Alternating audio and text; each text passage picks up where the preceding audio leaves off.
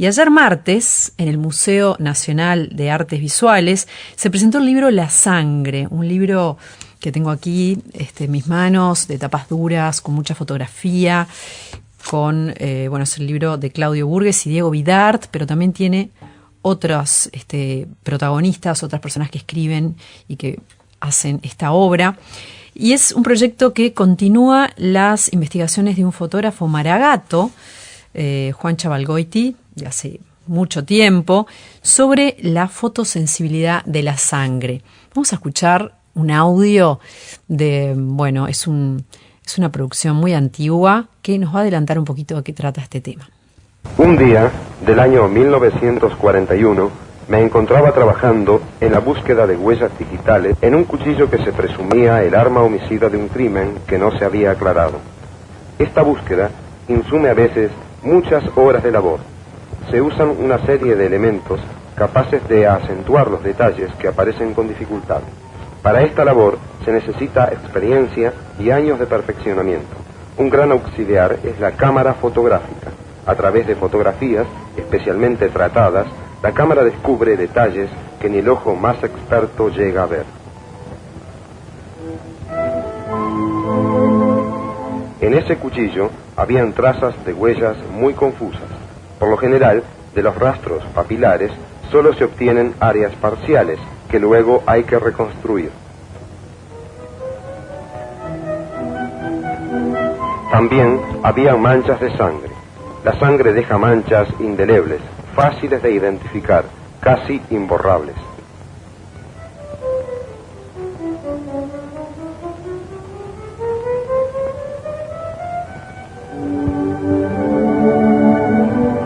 Pasaron varios días. Una noche, luego de muchas horas de labor, ocurrió algo raro que me llamó poderosamente la atención. En las áreas donde las manchas de sangre eran menos densas, comenzaron a aparecer figuras definidas. Eran rostros que se repetían y confundían unos sobre otros, mezclados con los detalles de las manchas.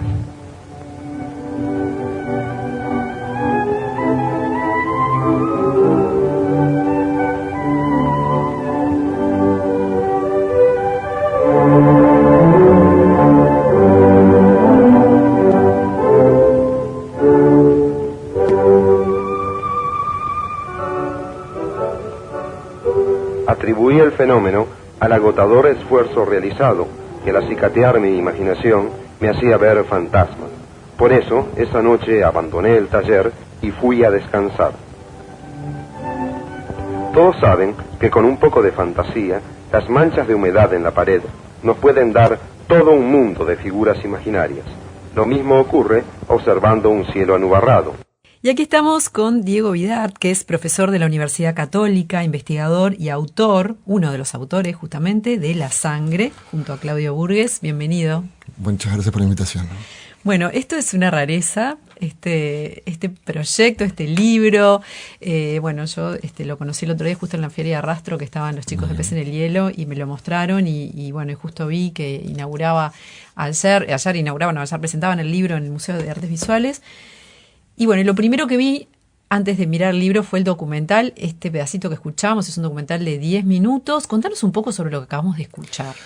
Bien, básicamente también el punto de partida para nosotros fue este documental. En realidad empezó hace unos 6 años cuando de pasillo alguien nos comenta que la existencia de un documental sobre un fotógrafo uruguayo que había descubierto propiedades fotosensibles de la sangre. Y básicamente nos dedicamos 1 año y medio, 2 años a intentar rastrear y encontrar ese documental, que al final estaba en depósito en Cinemateca. Y a partir de ahí empezamos a investigar y a conocer un poco más en la figura central, que es este Juan Chavalgoiti. Primero ustedes rescatan ese material. Estaba la latencia de una historia con mucha potencia, ¿no? Cuando escuchamos justamente, alguien descubrió propiedades fotosensibles y además estaba convencido de que estaba frente a una ciencia, una nueva metodología de ciencia forense para resolver crímenes de sangre. ¿Él era forense? Él era muchas cosas. Después, descubriendo un poco el personaje, él era violinista, era torero, era cineasta, era fotógrafo y trabajó durante toda su vida en la policía de San José, en el departamento de dactiloscopía, analizando justamente las huellas digitales. Y hace de actor en su película.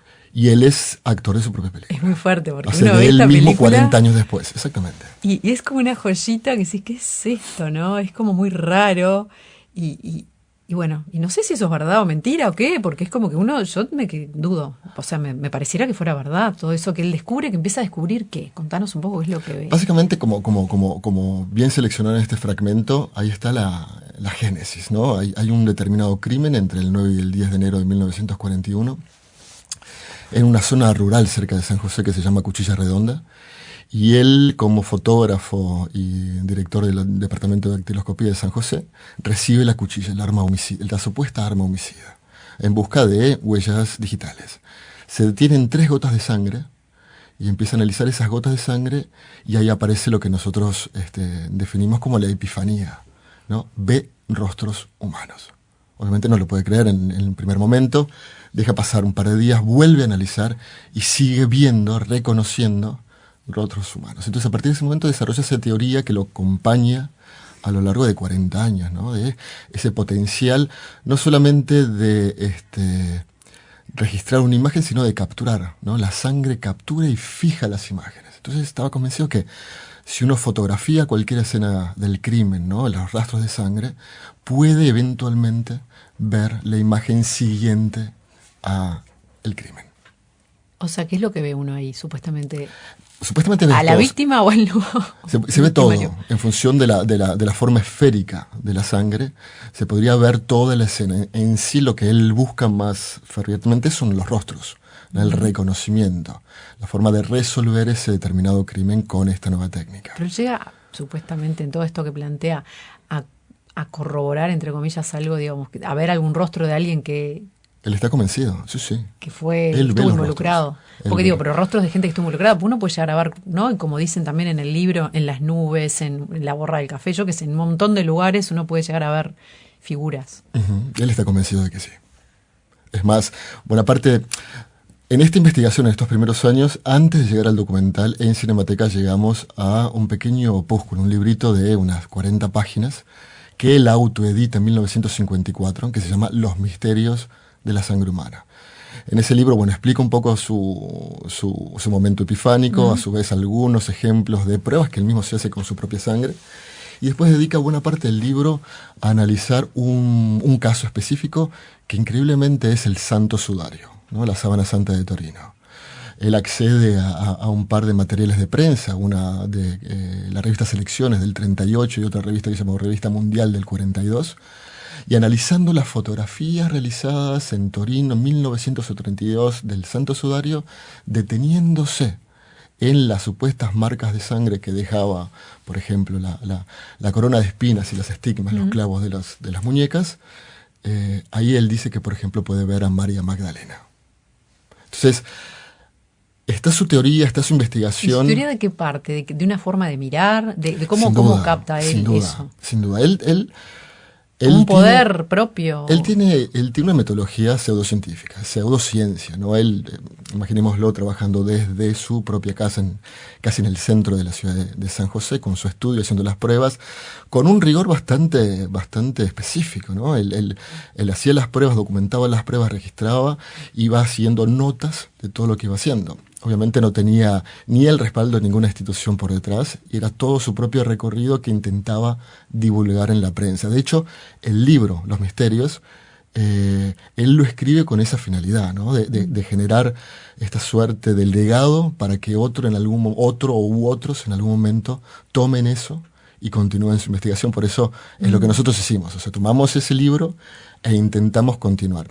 Haciendo un cambio de foco radical, ¿no? De alguna forma, si bien el interés inicial es lo mismo que estás preguntando, si es cierto, si no es cierto, cómo se prueba, cuál es su método. Porque más allá de que sea verdad o no, está buenísimo ver cómo llega él a ver lo que ve, ¿no? Eso me parece muy lindo. Y nuestra conclusión es que él es un artista. La conclusión más clara es, alguien que tenga la capacidad de ver lo que otros no ven y poder plantearlo generando obra, porque lo que está haciendo es un libro, una película y una serie de materiales gráficos de mucha potencia.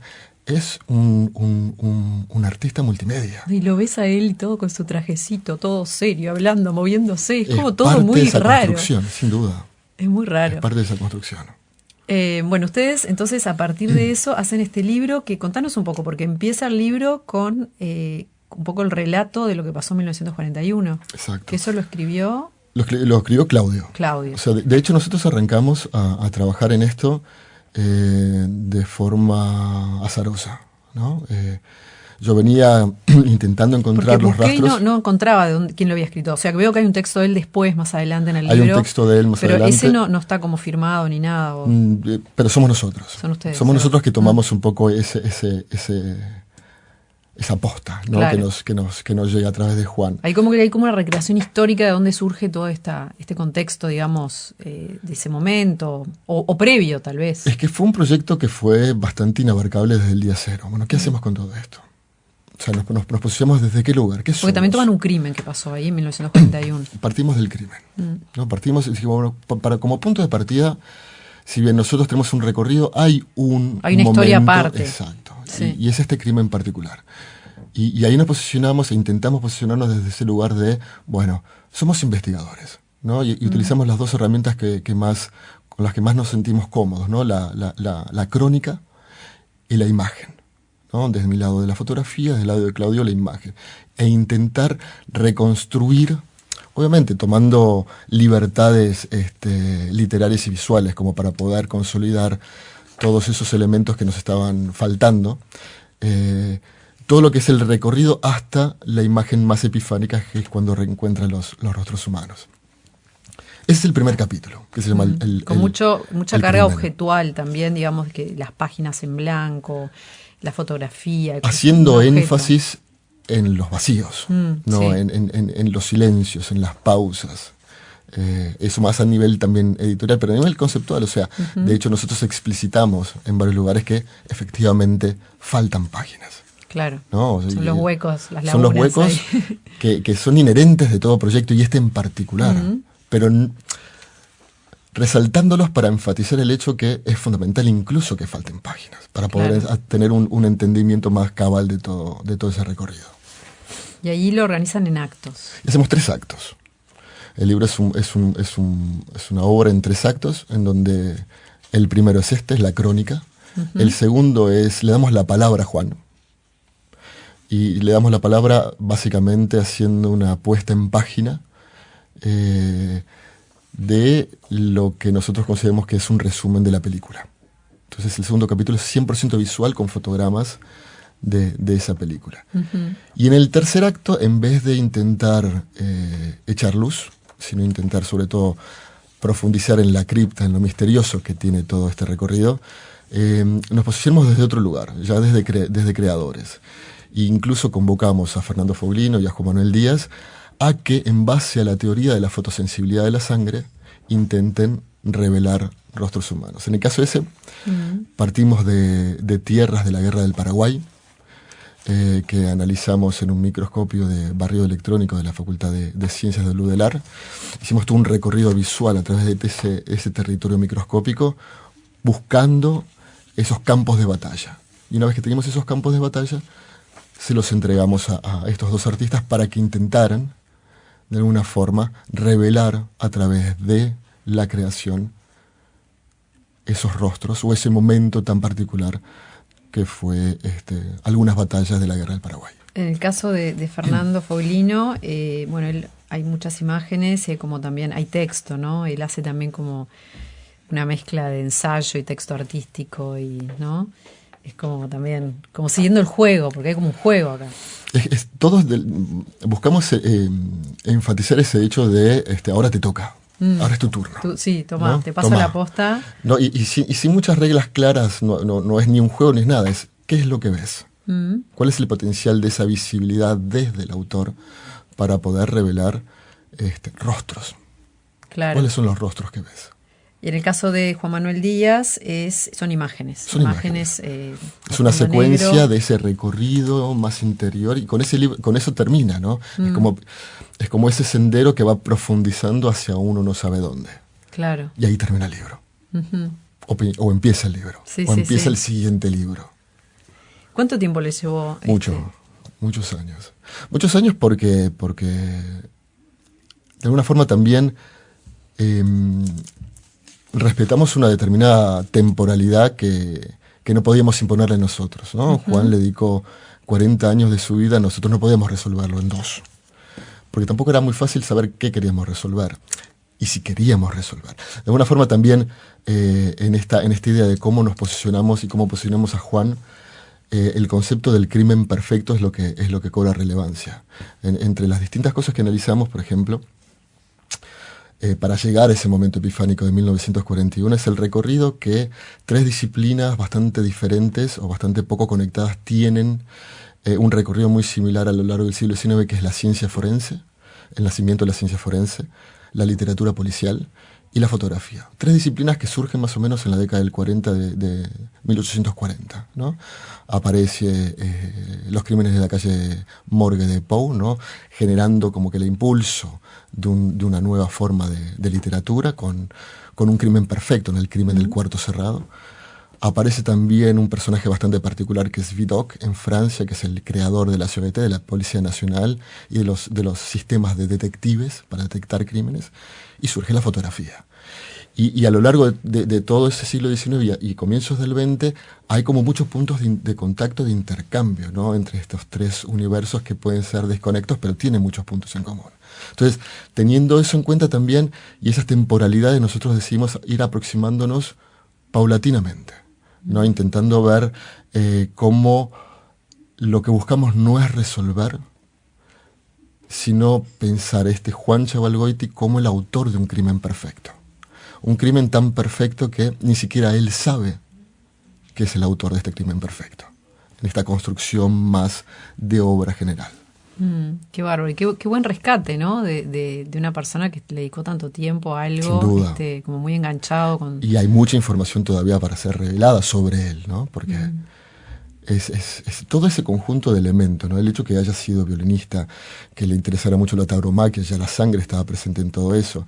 Fue el creador de una de las primeras productoras de cine del interior del país, porque fue el asistente del director de fotografía del primer largometraje uruguayo, Almas de la Costa. Mirá. Y gracias al vínculo con el director de fotografía, que era un francés, Henri Maurice, él accede a material cinematográfico y funda la San José Films, que proyectaba noticieros en el Centro Mació, en el Teatro Mació de la ciudad de San José. Qué bárbaro. ¿No? O sea, hay como que un universo en donde claramente lo más potente de Juan era su capacidad creativa.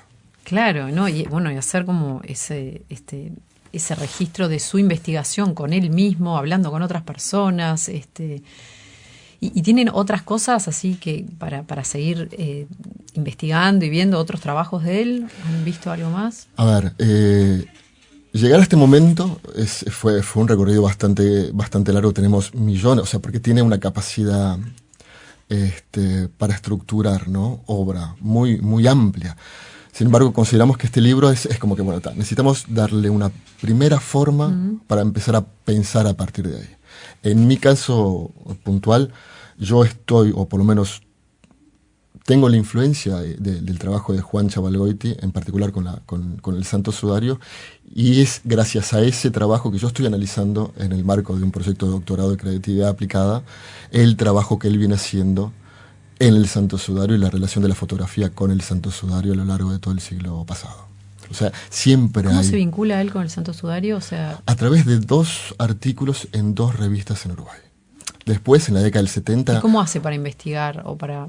Básicamente, mi teoría, porque no está documentado exactamente cómo él lo hace, pero él tiene las 2 revistas, fotografía las revistas, hace al mejor estilo blow up, agranda esos detalles y ahí empieza a rescatar imágenes de eso. Sin embargo, después, en la década del 70, hay un padre salesiano, Fagalde, que viene de Torino con las imágenes a tamaño real del Santo Sudario, y él trabaja de vuelta con esas imágenes. con las imágenes directas del Santo Sudario de Torino, desarrollando una nueva línea de investigación. Y tú estás investigando eso también ahora. Yo estoy investigando eso. Bueno, me interesa mucho. Otro día hacemos una Sin nota lugar a sobre duda. eso. Me encanta. ¿Cómo está? ¿En qué grado está de avanzada la investigación? Yo creo que en 1 año y medio queda terminado, porque básicamente lo que estoy analizando es lo que yo defino como la era fotográfica del Santo Sudario, desde 1898 hasta 1978, con Juan Chavalgoiti como uno de los grandes casos, en donde todo el estudio, toda la reflexión, todo el boom, porque el Santo Sudario como que tuvo una explosión de si es verdadero, si no es verdadero. De vuelta este tema de la veracidad está siempre vinculado en base a 2 fotografías que se hicieron del Santo Sudario. ¿Cuándo? 1898 y 1932 son 2 instancias que se hacen esas fotografías. Y en base a eso se construye toda una narrativa muy potente sobre esa, y una de esas es la de Juan. ¿Y vos lo estás haciendo en el marco de un doctorado? De un doctorado sobre... El programa es creatividad aplicada y es casi historia de la fotografía. Qué lindo. ¿Y qué más nos puedes contar sobre, así como para ir haciendo boca, porque falta un tiempo todavía para que lo termine? Falta un tiempo. A mí me parece fascinante, más eso de que, bueno, esto de María Magdalena, que se vislumbraba en estas imágenes, que él vislumbró, pero bueno, no sé, ¿qué has visto tú? En particular, para el proyecto de doctorado básicamente fue la influencia de su trabajo, ¿no? De vuelta, en el libro él dedica 3/4 partes del libro a sus investigaciones de la década del 40. Después él replica en la década del 70. Hay todo un movimiento. Las primeras fotografías que se hacen del Santo Sudario son de 1898, en la ostensión de 1898. Gracias a esas fotografías y al comienzo de la reproductibilidad de esas imágenes en la prensa, de forma muy lenta, pero explotó a comienzos del siglo XX, comenzaron todo tipo de investigaciones científicas fuertes, tanto en Francia, Italia como en el Reino Unido, o todas las teorías en torno a la veracidad o no veracidad del Santo Sudario. Básicamente porque, y esto es lo interesante del tema, en las primeras fotografías del Santo Sudario que se realizan, el fotógrafo hace las tomas en placas de vidrio y cuando lo va a revelar, en el viejo procedimiento de fotografía argéntica, ¿no? Primero revela el negativo. Cuando está revelando las placas de vidrio en el negativo, viendo el negativo, hay una epifanía. Porque la imagen que ve en el negativo, en lo que supuestamente es el negativo, es el positivo del Santo Sudario. Entonces ahí se plantea, bueno, si yo lo que veo que supuestamente es el negativo, yo lo veo en positivo, el Santo Sudario es un negativo. Entonces, y ahí empieza esa vinculación fuerte. Entonces, el Santo Sudario es una foto. ¿Cómo alguien puede haber generado una imagen de tonos invertidos? Que ese es el negativo. Lo que es blanco es negro, lo que es gris es el gris opuesto en la escala tonal. Y ahí empieza el boom justamente, bueno, ¿qué es lo que está pasando con este material tan particular? ¿Como y la que fotografía eso daría la pauta de que era algo creado, que no era verdad? ¿O? No se sabe. Y ahí empieza la teoría, y empieza la investigación fuerte. El Santo Sudario tiene un recorrido de supuestamente 2000 años, de los cuales están documentados a partir de 1352, cuando aparece en Lirey en Francia, ¿no? Y a partir de ese momento sí hay todo un registro hasta que llega a la Catedral de Torino. El tema es cómo fue creado esta imagen. Hasta ese momento no se cuestionaba, ¿no? Era una de las tantas reliquias, posiblemente una de las reliquias más relevantes, pero una reliquia más. Cuando empieza a verse que, y si el Santo Sudario es una imagen en negativo, ¿cómo se hizo? Es una imagen fotográfica, ¿cómo se hizo? ¿Por contacto? ¿Qué pasó? Y ahí empieza a intervenir la ciencia a principios del siglo pasado. Entonces, esa discusión dentro de los ámbitos científicos es donde estoy haciendo foco particularmente ahora. Esa discusión de, bueno, ¿qué es esto? No tanto el cuestionamiento si es verdadero o no es verdadero, que para mí estudio es irrelevante. Pero sí cómo se llega a eso, a ese registro. ¿Y por qué la fotografía es tan importante? ¿Por qué el hecho de que sea una fotografía hace que la mirada hacia la reliquia cambie radicalmente a lo largo de todo el siglo XIX? Qué bueno.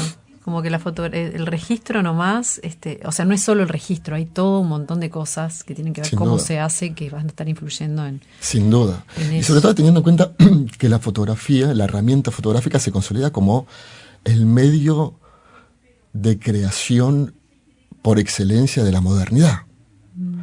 el medio irrefutable que valida o evidencia el progreso de un sistema moderno, ¿no? Uh-huh. Entonces ya cuando es la fotografía, y si esto es una fotografía, entonces esto es otra cosa, ¿no? Esa mirada, bueno, ¿qué es esto entonces? Sin dejar de pensar que, bueno, puede ser el santo, la mortaja que cubrió a Jesús.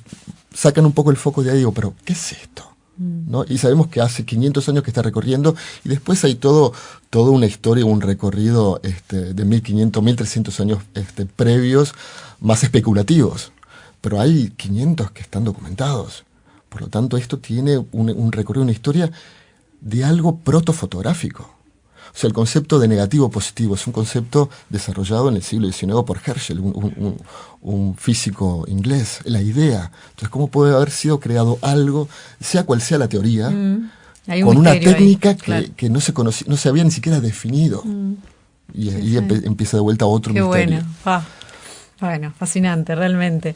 Bueno, felicitaciones, por la verdad que el libro está muy bueno. Ahí va, nos genera como mucha intriga. Es el objetivo. Y a mí me hizo reír mucho también, porque es como que es algo muy serio, es algo que por momentos decís qué gracioso, tipo cómo está planteado esto antiguo, incluso la primera parte cómo relatan todo lo que pasó, es como que tiene una cosa como tan inocente, ¿no? Como que los crímenes eran de una manera, no sé, es todo como muy, muy especial. Es una narrativa, es un relato. Y es el trabajo de un relato. En particular ayer, y aprovecho también para agradecerle a Hugo Rodríguez, que es director de la Cátedra de Medicina Forense de la UDELAR, que nos acompañó en la mesa. O sea, tenemos una eminencia en el área forense acompañándonos. Qué bueno. Para hacer ese contrapunto, justamente, bueno, hay un recorrido de un tipo de una metodología específica que busca justamente en este tipo de rastros, en este tipo de evidencias, resolver algo. Sin embargo, también hay como una construcción narrativa del trabajo. Entonces fue un contrapunto sumamente interesante como lo que estamos haciendo constantemente es intentando narrar, construir narraciones. ¿Lo pudieron hacer a partir del fondo concursable o estaban esperando un poco algún empujón así? Este libro tuvo la suerte de contar con el apoyo de los fondos concursables en la categoría editorial. Y eso nos permitió justamente poder hacer la producción completa de este libro, y contamos con el apoyo de Pez en el Hielo, que de alguna forma, digamos que siempre les dijimos y fuimos honestos con ellos, esto es un problema, ¿no? Porque el catálogo de ellos es muy claro, muy concreto, muy definido, y esto se sale totalmente está bien en los márgenes de lo que ellos, sin embargo, por lo menos lo que nos dicen, están muy contentos. Está buenísimo. Bueno, muchísimas gracias, Diego. Un placer.